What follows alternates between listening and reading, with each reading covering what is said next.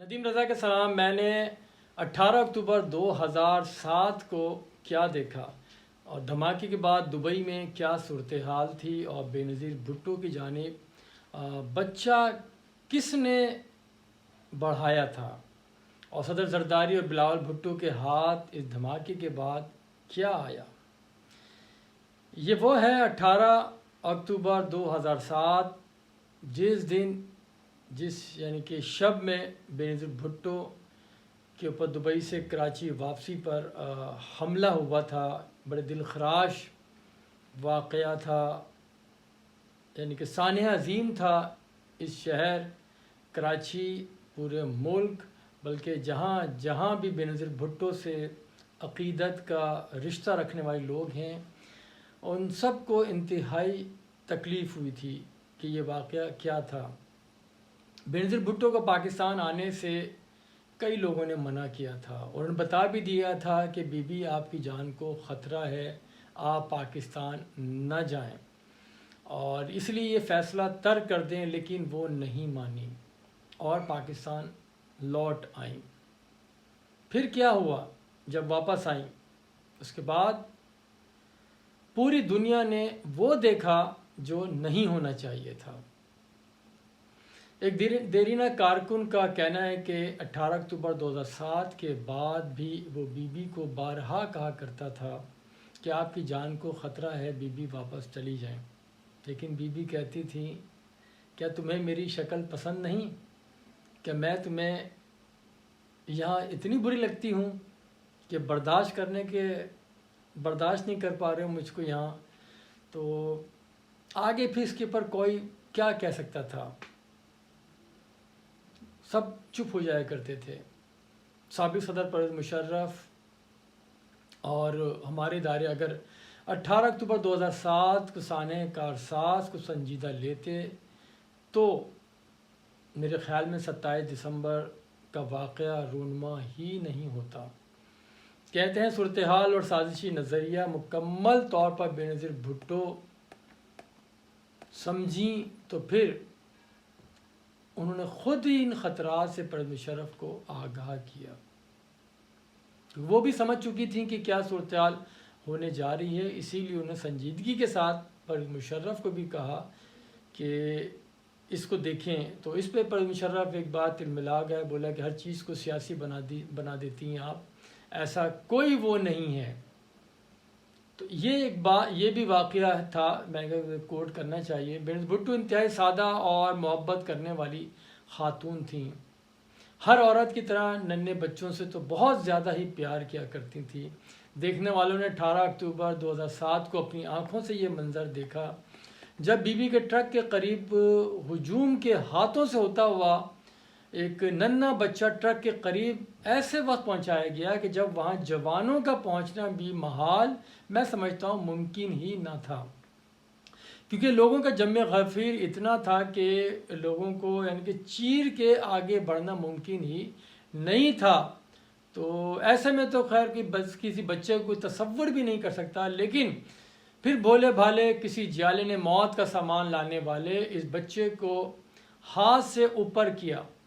Be be نے بھی اوپر سے ہی ہاتھ ہلا کر اسے پیار کیا اور اسی بچے کو یہاں پھٹنا تھا، لیکن زندگی اور موت کا وقت ایک مقرر ہے اور مارنے والے سے بچانے والا بڑا ہے.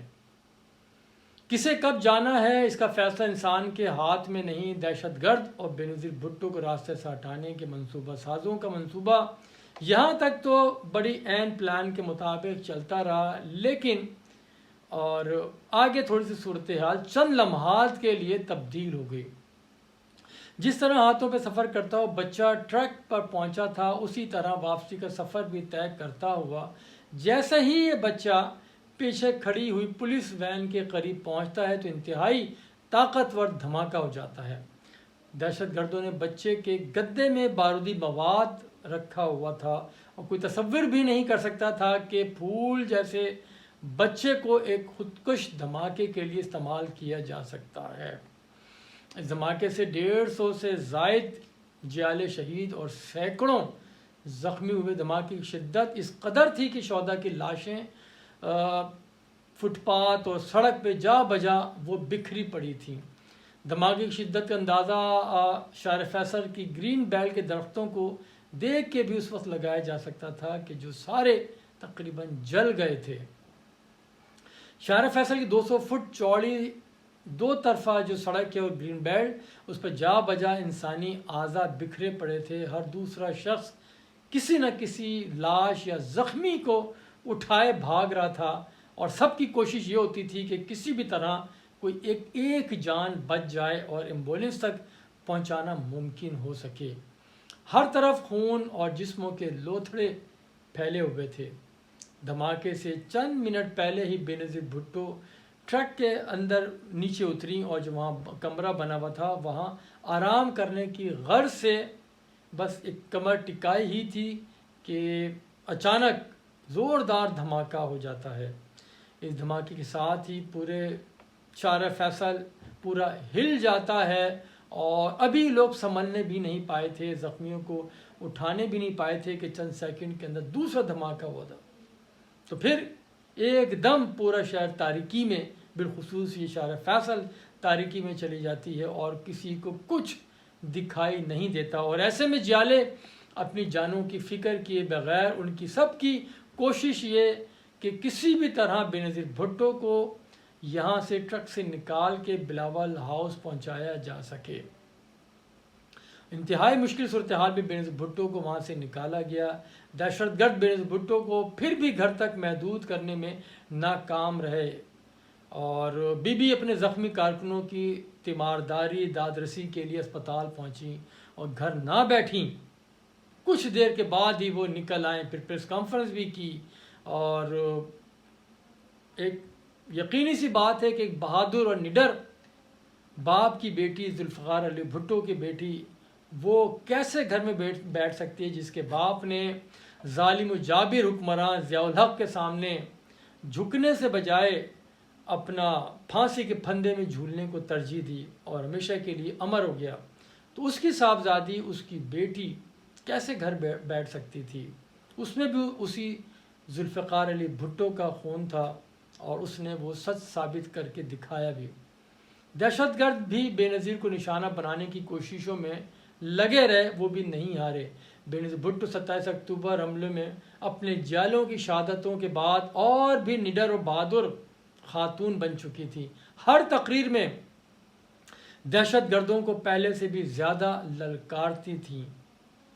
موت بھی ان کا پھر پیچھا کرتی رہی۔ بالآخر دہشت گردوں نے چند ہفتوں بعد ہی 27 دسمبر کو پنڈی کے لیاقت باغ میں جلسے کے واپسی پر انہیں نشانہ بنایا۔ اس بار وہ نہ بچ سکیں، اور ان کے ساتھ ہی چاروں صوبوں کی زنجیر بھی بکھر گئی۔ سانحہ 18 اکتوبر کو 17 سال سے عرصہ بیت گیا۔ سب کچھ ہوا، تحقیقات بھی ہوئیں، الزامات بھی لگے، لوگ پکڑے بھی گئے۔ الزامات کی زد میں رہنے والے مخالفین کے ساتھ سیاسی اتحاد بھی ہوتے رہے۔ آصف علی زرداری اپنی کمال مہارت اور سیاست کے ذریعے دوسری بار صدر مملکت بھی بن گئے۔ بلال بھٹو وزیر خارجہ بھی بنے اور بڑے بڑے سیاسی محاذوں پہ کامیابی بھی حاصل کی، آئینی ترمیم کو بھی منطقی انجام تک پہنچایا، اور اب وزارت عظمیٰ کی دوڑ میں بھی شامل ہیں۔